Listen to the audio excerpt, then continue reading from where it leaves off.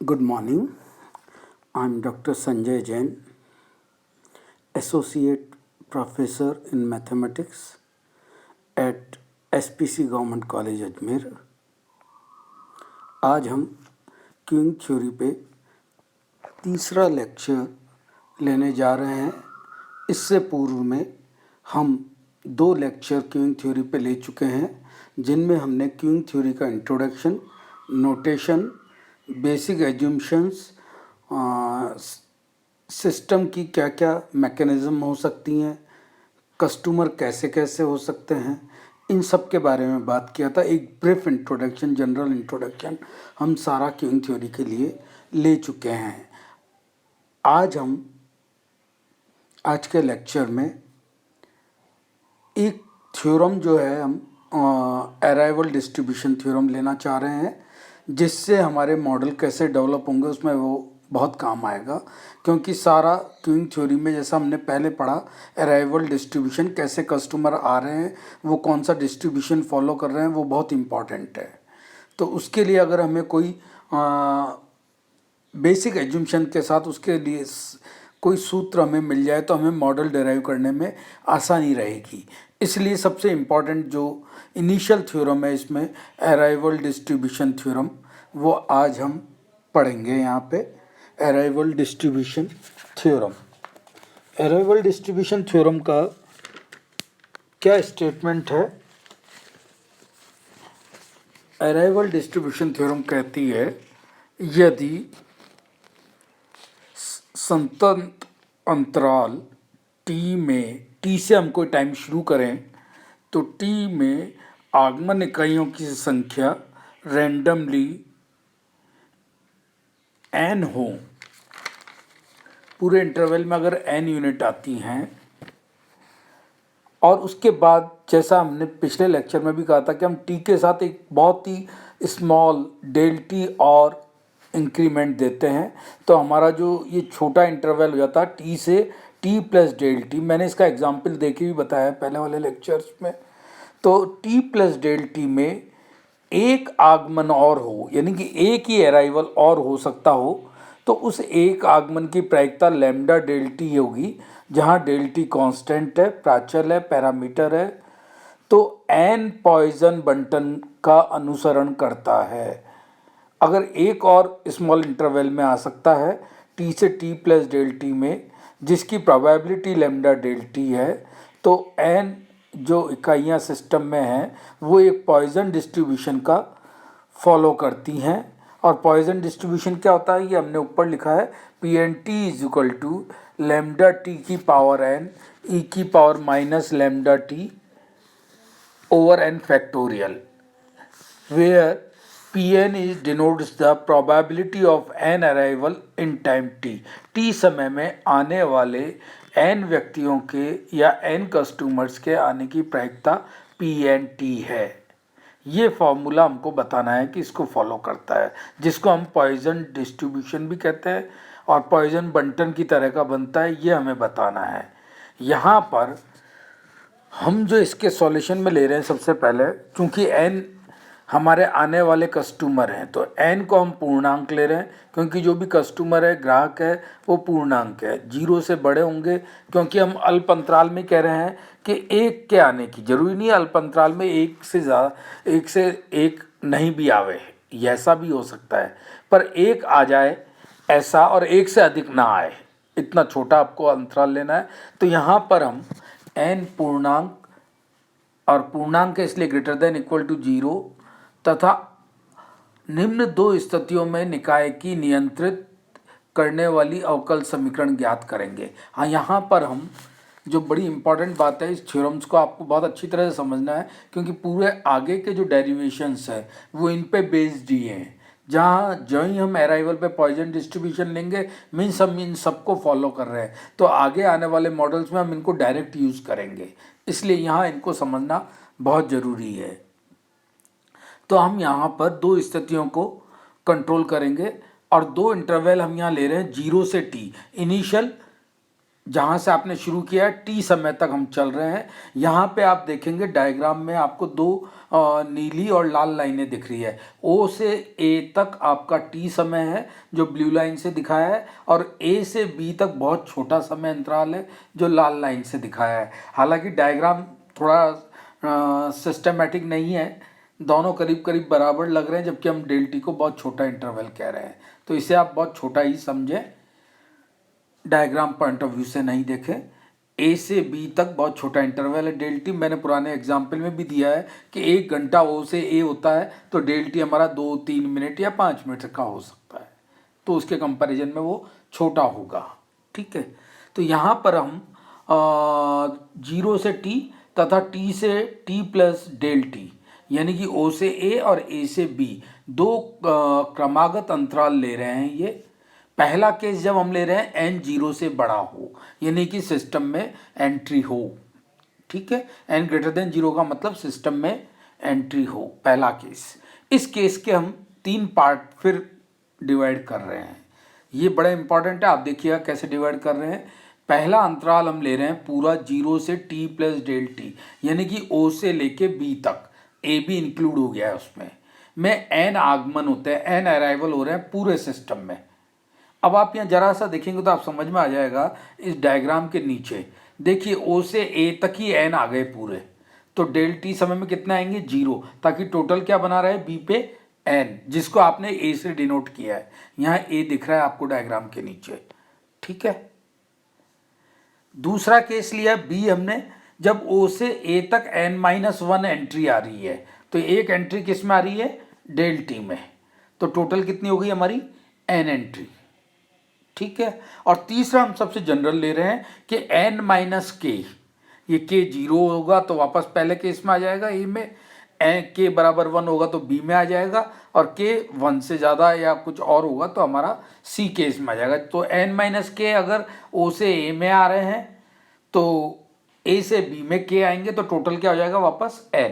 तो ये 3 केस हम यहाँ पर लेने की कोशिश कर रहे हैं। पहला केस a पे आ रहे हैं हम, जब सारे n एंट्री 0 से t में आ जाती है, और उत्तरोत्तर अंतराल जो हमारा अगला था a से b तक या t से t प्लस डेल टी तक, उसमें 0 आगमन है, कोई नहीं आ रहा है, और दोनों घटनाएं म्यूचुअली एक्सक्लूसिव है, परस्पर अपवर्जी है, तो प्रोबेबिलिटी क्या हो जाएंगी प्रोडक्ट हो जाएंगी। तो पी एंड टी यहाँ आप बड़ा ध्यान दीजिएगा, जो हम 0 से t इंटरवल में लेंगे वो t में आएगा, ओके, और जो हम a से b में लेंगे वो डेल टी में आएगा, क्योंकि टाइम कितना हो जाएगा डेल टी हो जाएगा। तो 0 से a में n एंट्री आ रही है, इसलिए मैं p एंड t लिख रहा हूँ यहाँ, बहुत ध्यान दीजिएगा। ओके, p एंड t, क्योंकि ये कहाँ आ रही 0 से a में t समय में, ओके, और उससे आगे वाले समय में एक भी एंटर नहीं हो रहा तो p0 कर दिया हमने, क्योंकि हमारी pn हमने कैसे डिफाइन किया है, n arrival in time t denoted by p and t। Okay, तो n अराइवल t समय में हो रहा है इसलिए p एंड t, और आगे वाले समय में डेल t समय में एक भी नहीं हो रहा है, तो कितना हो गया p0 डेल टी। तो ये आपको समझ में आ जाएगा p0 डेल टी। तो ये टोटल प्रोबेबिलिटी होंगी जो 0 से b तक होगी, o से b तक होगी पूरे समय अंतराल में। o से a तक n आ गई और a से b तक 0 हो गई। p एन टी को हम p एन टी रख रहे हैं, और p0t हम पहले ले चुके हैं पोस्टुलेट्स में कि एक भी एंट्री नहीं हो, पॉइजन और ये पोस्टुलेट हमने पहले पढ़े थे पिछले लेक्चर में, तो हम वो हो जाएगी 1 माइनस लेमडा डेल टी। एक के आने की प्रोबेबिलिटी लेमडा डेल टी थी, तो एक भी नहीं आएगा, उसकी क्या हो जाएगी 1 माइनस लेमडा डेल टी।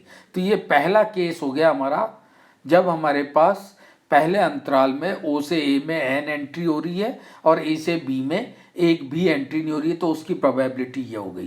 तीनों केस की प्रोबेबिलिटी निकालेंगे हम और ऐड कर देंगे, तो टोटल सिस्टम में एन जनों के आने का फॉर्मूला बनेगा। ओके, सेकंड केस ले रहे हैं अब हम कि ओ से ए में n-1 एंट्री हो और एक एंट्री कहाँ हो डेल टी में।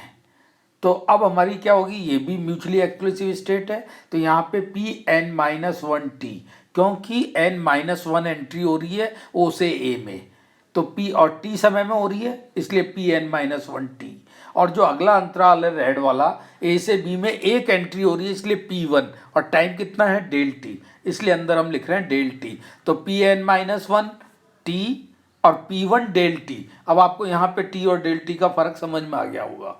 ओके, तो Pn-1 टी को हम एज इट इज रख रहे हैं और P1 डेल टी वापस जो हमने पहले पॉस्टुलेट्स पढ़े हैं, एजुम्पशन पढ़े हैं, वहाँ से हम ये लेके lambda del T plus higher order of del T, ये हमारा सेकंड केस बन गया बी वाला, जब ओ से ए में n-1 आते हैं, ए से बी में एक एंट्री होती है। ओके, थर्ड केस हम ले रहे हैं सी वाला, जिसमें 0 से टी या ओ से ए में n-k केस आ रहे हैं और ए से बी में बचे हुए के केस आ रहे हैं, के कस्टमर आ रहे हैं, जो भी आपका सिस्टम है उसमें जो आ रहे हैं। ये भी म्यूचुअली एक्सक्लूसिव है, रैंडम हो रहा है, इसलिए तो हमारी टोटल अराइवल सी वाले केस में कितनी हो जाएगी, टी समय में n-k आ रहे हैं, इसलिए Pn-k इंटू टी, ब्रैकेट में टी लोगे आप, इंटू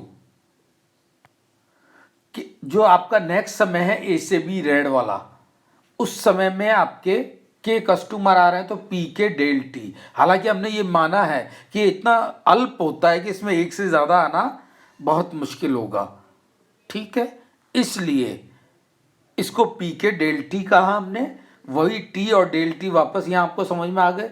Pn-k टी को हमने यों का यों ले लिया और पी के डेल टी, एक से ज़्यादा आने वाला हमेशा जो है इसके अंदर क्या होगी, करीब करीब बहुत हायर ऑर्डर डेल टी के वैल्यूज होंगी, इसलिए ऑर्डर ऑफ डेल टी ये भी हमने पहले पोस्टुलेट में ले रखा है। तो ये ए बी सी तीन केस जो हमारे लिए हैं हमने 1 2 3 इक्वेशन से डिनोट कर रहे हैं, ये टोटल सिस्टम में एन कस्टमर अराइवल की प्रॉपर्टी है अलग अलग केसेस में। अगर हम एक साथ कहें कि कोई भी केस हो, एन एंट्री हो, तो हम इन तीनों को ऐड कर देंगे, तो जो हमारी जनरल प्रॉपर्टी बनेगी, यहाँ समझिएगा आप, general probability Pn-t plus del T का मतलब क्या हुआ, t से लेके t प्लस डेल टी समय में n आदमियों के आने की प्रोबेबिलिटी, कोई सा भी केस हो, ऐसा नहीं है, जनरल ले रहे हैं हम, ये स्वतंत्र प्रायिकता है, तो हमने तीनों केसेस को ऐड कर दिया यहाँ पे। तो ये पहला केस आ गया, फिर ये दूसरा केस आ गया और प्लस होके तीसरा केस आ गया, जिसको हमने इक्वेशन 1 से डिनोट किया है। इससे पहले 1 2 3 स्मॉल थे, ठीक है, यहाँ पे 1 कैपिटल ले लिया हमने पहला केस। अब इसके बाद इसको हम इधर सबको प्रोडक्ट करके सॉल्व कर रहे हैं। जो हमारी राइट हैंड साइड है उसमें हम Pn-1 माइनस डेल टी है, इनको प्रोडक्ट कर लेंगे। इसी तरह से Pn-1 lambda del T plus higher order del T है, उनको प्रोडक्ट कर लेंगे। Pn-k into higher order del T को प्रोडक्ट कर लेंगे, ठीक है। ये प्रोडक्ट करने के बाद हमारे पास ये फाइनल इक्वेशन आ रही है। इसमें से हम Pn-t जो पहली टर्म आ रही है इसको इस तरफ लाएंगे, ये हम नेक्स्ट स्लाइड पे देख रहे हैं, ये देखिएगा यहाँ, ये हमने कुछ मैनिपुलेशन किया है इस इक्वेशन में। पहली इक्वेशन जो ऊपर ही ऊपर बन रही है, Pn-t को इधर लिया है, डेल टी का दोनों तरफ हमने भाग दे दिया, तो ये इक्वेशन हमारे पास बन गई है।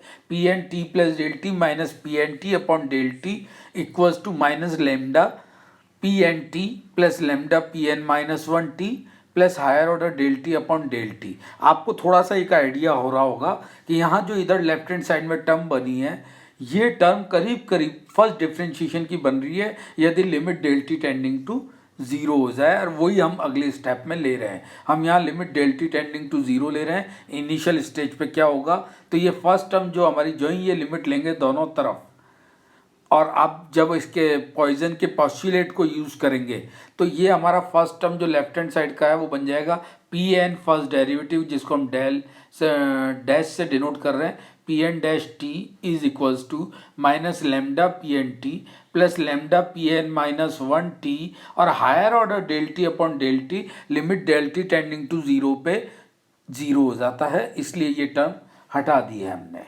तो सिर्फ ये हमारी जनरल डिफरेंशियल इक्वेशन आ गई है, एन समय में t के एंटर होने के डिफरेंशिएशन की फॉर्म में डिफरेंशियल इक्वेशन बन गई है। अब यहाँ पर हम ये डिफरेंशियल इक्वेशन कैसे फॉलो होगी, कैसे होगा, ये कंडीशन रख के हम इनकी वैल्यू निकाल रहे हैं और इसको सॉल्व करने की कोशिश कर रहे हैं कि इसके जो डिफरेंशियल इक्वेशन के कांस्टेंट हैं इनको हम कैसे निकालेंगे, ये इम्पॉर्टेंट होगी। तो ये ब्लू रेक्टेंगल में हमने एन सर्किल करी इक्वेशन 2, ये जनरल डिफरेंशियल इक्वेशन है और इससे हम कैसे वैल्यू निकाल रहे हैं वो बहुत इंपॉर्टेंट है। नेक्स्ट केस 2 पे आ रहे हैं हम। जब n बराबर 0 हो, n बराबर 0 का मतलब सिस्टम में कोई एंट्री है ही नहीं। ओके, तो जो हमारी फर्स्ट स्लाइड पे इक्वेशन थी, जब सिस्टम में एंट्री नहीं होगी तो सब चीज़ क्या हो जाएंगी, 0। ओके, चाहे आप ए से बी में जाएं, ओ से ए में जाएं या ए से बी में जाएं, हर जगह क्या रहेंगे, 0। जो पहले हमने तीनों केस पढ़े हैं वो तीनों क्या हो जाएंगे, 0। इसलिए हर प्रोबेबिलिटी के साथ जो हमने Pn लिया था, Pn-1 लिया था, Pn-k लिए थे, वो सब क्या हो जाएंगे, 0। तो उसी तरह से हमने ये सारे 0 रख दिए। एक बार मैं आपको वापस पुरानी स्लाइड पे ले जाता हूँ। ये देखिए, ये जो लास्ट इक्वेशन हमारी बन रही है, इसमें सारे n क्या रख देंगे हम, 0, और n को 0 रख के वापस यहाँ आ रहे हैं हम। सारे n 0 रखने के बाद वही हम लेफ्ट में हम एलिमिनेट करेंगे, P0t को इधर लाएंगे, डेल टी का भाग देंगे, limit del T tending to 0 लेंगे, जैसा यहाँ हमने ऊपर वाली 2 लाइन्स में किया था, वो काम सारा हम कर रहे हैं। तो हमारे पास ये सारा सॉल्व होके आ रहा है, P0-t is equals to minus lambda P0t, P0-t upon P0t equals to minus lambda लिख सकते हैं हम इसको आसानी से, या दोनों तरफ P0t का भाग देंगे तो हमें ये इक्वेशन मिल जाएगी। अब हम दोनों तरफ इसका इंटीग्रेट कर रहे हैं, तो इधर जिस टर्म का फर्स्ट डेरिवेटिव है वही टर्म नीचे है, इसलिए ये किस में आ जाएगी, इंटीग्रेट होके लॉग में आ जाएगी। तो log P0t is equals to minus lambda dt होगा, जो सॉल्व होकर जाएगा minus lambda t plus a। अब यहाँ पे आप कंडीशन लगाएंगे, जब t इनिशियल फेज 0 है तो सिस्टम में P00 कितना हो जाएगा, कोई एंट्री नहीं होगी, इसलिए P00 को 0, तो a की वैल्यू आ जाएगी, उससे हमारे पास 0। तो जब a को 0 रखोगे तो log ऑफ P0t आ जाएगा माइनस लैम्डा t। ओके, और इससे जब P0t करोगे, लॉग को हटाओगे तो इधर e में चला जाएगा टर्म, तो P0t की वैल्यू आ जाएगी e की पावर माइनस लैम्डा t। ये बहुत ध्यान रखिएगा, P0 के सिस्टम में एक भी एंट्री नहीं हो तब हमारी वैल्यू क्या आ रही है, e की पावर माइनस लैम्डा t। अब Pn बराबर 1 रख रहे हैं हम, वही उसी इक्वेशन में जो हमने पिछले पेज पे ली कि n बराबर 1 एंट्री हो, तो ये पहला केस हो जाएगा हमारा, जब n एंट्री हो और अगले में एक भी नहीं हो तो n बराबर 1 रख दोगे उसकी जगह, और अगला n-1 था और अगले में 1 हो तो 0 से a में तो 0 हो जाएगी और a से b में 1 हो जाएगी। ठीक है, तो इस तरह से रख के हमारी जो डिफरेंशियल इक्वेशन है वो ये बन जाएगी, या n बराबर 1 रख सकते हैं आप सीधा यहाँ पे, तो ये डिफरेंशियल इक्वेशन बन जाएगी। इस डिफरेंशियल इक्वेशन को लेफ्ट साइड में लाके जब हम सॉल्व करते हैं तो ये हमारी, आपको ध्यान हो तो dy/dx plus lambda time y is equal to lambda time e की पावर समथिंग बन रहा है। ये डिफरेंशियल इक्वेशन आपकी पड़ी हुई है, जिसमें आप IF निकालते हैं, इम्पैक्ट फैक्टर, या क्यूब, वो इंटीग्रल ऑफ e की power integral of q dx निकालते हैं। तो उसी तरीके से आपने निकाला, दोनों तरफ मल्टीप्लाई करके सॉल्व करते हैं, इनिशियल कंडीशन वापस रखते हैं, तो P1t बराबर हमारे पास आता है लैम्डा t e की पावर माइनस लैम्डा t।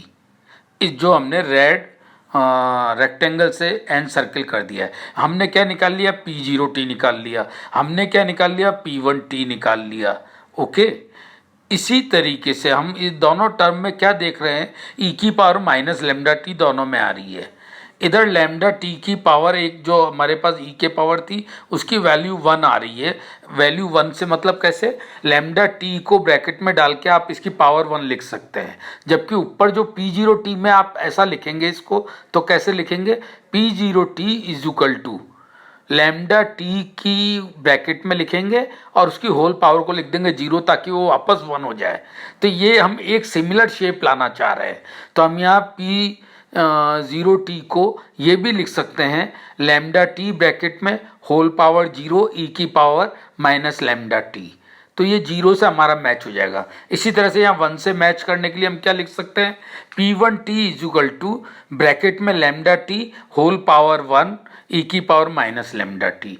अब यही काम हम n बराबर 2 रख के कर रहे हैं, और n बराबर 2 रख के हम उसी तरह से डिफरेंशियल इक्वेशन बना रहे हैं, और उस डिफरेंशियल इक्वेशन को जब हम सॉल्व कर रहे हैं, देखिए हमारे पास कितना सिमिलर सा टर्म आ रहा है, P2t is equal to lambda T का होल स्क्वायर e की power minus lambda T upon 2 factorial. नीचे 2 फैक्टोरियल आ रहा है, 1 फैक्टोरियल की वैल्यू 1 होती है, इसलिए हम P1t में भी नीचे 1 फैक्टोरियल का भाग दे सकते हैं, और फैक्टोरियल 0 की वैल्यू 1, तो आप यहाँ फर्स्ट P0 में भी दे सकते हैं। तो हर एक जगह आपका मैच हो गया, 0 है तो नीचे 0 फैक्टोरियल आ रहा है, 1 है तो 1 फैक्टोरियल आ रहा है, 2 है तो 2 फैक्टोरियल आ रहा है, और लैम्डा टी की होल पावर भी वही बन रही है जिसका आप ले रहे हैं। तो यहाँ पर जब मैं मैथमेटिकल इंडक्शन लगाना चाहूँ इन तीन को देखते हुए, तो इसी सिस्टम से अगर मैं चलता जाऊँ तो मेरे पास क्या आ जाएगा, जो मैं ये ब्लू रेक्टेंगल टाइप शेप में मैंने ये एन सर्किल किया है, वो क्या हो जाएगा, P N T is equal to lambda T की होल पावर एन ई की power minus lambda T upon N factorial. और ये ही अराइवल डिस्ट्रीब्यूशन थ्योरम है जो हमें प्रूव करनी थी कि एन समय में टी एंट्री होने की सिस्टम की जो प्रोबेबिलिटी है वो ये होगी, और ये कुछ भी नहीं है, ये डेंसिटी फंक्शन या पॉइजन डिस्ट्रीब्यूशन का CDF डिस्ट्रीब्यूशन फंक्शन है। तो इसका मतलब ये हुआ कि जो अराइवल पैटर्न है, मैंने पहले भी कहा था 60% केसेस में हमारा पॉइजन को फॉलो करता है। तो ये फॉर्मूला हम अराइवल डिस्ट्रीब्यूशन के लिए काम में लेंगे कि निकाय में n आगमन हो, n अराइवल होने की प्रोबेबिलिटी PNT पॉइजन डिस्ट्रीब्यूशन को फॉलो करती है, और उसका फार्मूला होता है PNT is equal to lambda T की होल पावर n ई की power minus lambda T upon n factorial. तो ये डेरिवेशन जो हमने किया है इंटर अराइवल थ्योरम का, ये एग्ज़ाम में अगर कभी डेरिवेशन के लिए आता है तो ये पूरे बड़े क्वेश्चन की फॉर्म में आएगा।